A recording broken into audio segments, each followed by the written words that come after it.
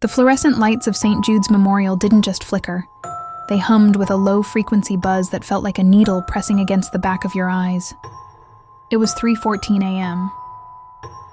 In the ICU on the 4th floor, the air didn't smell like antiseptic anymore. It smelled like copper and stagnant water. The midnight shift nurse, Sarah, was used to the heavy air, that thick, suffocating feeling that comes when a patient is about to pass. But tonight, the heavy air wasn't localized to a single room. It was everywhere. She sat at the nursing station, the blue light of the monitor reflecting in her tired eyes. Every patient on the wing was sound asleep, yet the call button for room 412 began to chime. Room 412 had been empty for 3 days. Sarah sighed, assuming it was a mechanical glitch. She walked down the hallway, her rubber soles squeaking against the linoleum. Squeak, squeak, squeak, then she stopped. There was a second set of footsteps. Shuffle, drag, shuffle, the patient in the mirror. She turned around. The hallway was empty, bathed in that sickly, pale yellow light. She entered room 412 to reset the call button.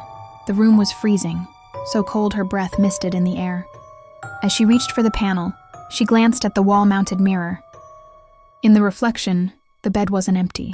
A man was sitting there, his skin the color of wet newspaper, his eyes wide and clouded with cataracts. He wasn't looking at her.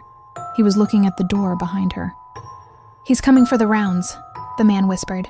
His voice sounded like dry leaves skittering on pavement. Sarah spun around. The bed was empty. The room was silent, the sound of the gurney. Then she heard it.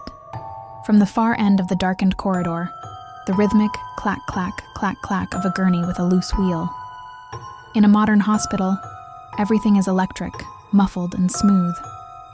This sound was metallic, heavy, and old. It was the sound of a morgue cart from 1950. Sarah stepped out into the hall. The lights at the far end began to pop, one by one, plunging the corridor into total darkness. Pop, pop, pop. The clack-clack grew louder. Out of the shadows emerged a figure in a stained vintage surgeon's gown. He wasn't pushing a gurney. He was pulling something behind him by a rusted chain. It wasn't a body. It was a collection of shadows that looked like screaming faces, trailing behind him like a bridal train made of smoke. The final vitals. Sarah tried to run, but her feet felt like they were encased in lead. The surgeon stopped 10 feet away. He didn't have a face, just a smooth surface of scarred skin where eyes and a mouth should have been. He lifted a hand, holding a rusted bone saw. "The doctor is in," a voice echoed, not from the figure, but from the hospital's intercom system. The lights directly above Sarah began to buzz violently. She squeezed her eyes shut and screamed. When the day shift arrived at 7 a.m., they found Sarah sitting at the nursing station. She was staring at a blank monitor. Her hair had turned stark white, and she was humming a lullaby. On the heart rate monitor behind her, a single line was flatlining, but there was no patient hooked up to it. The name on the screen simply read, "Next."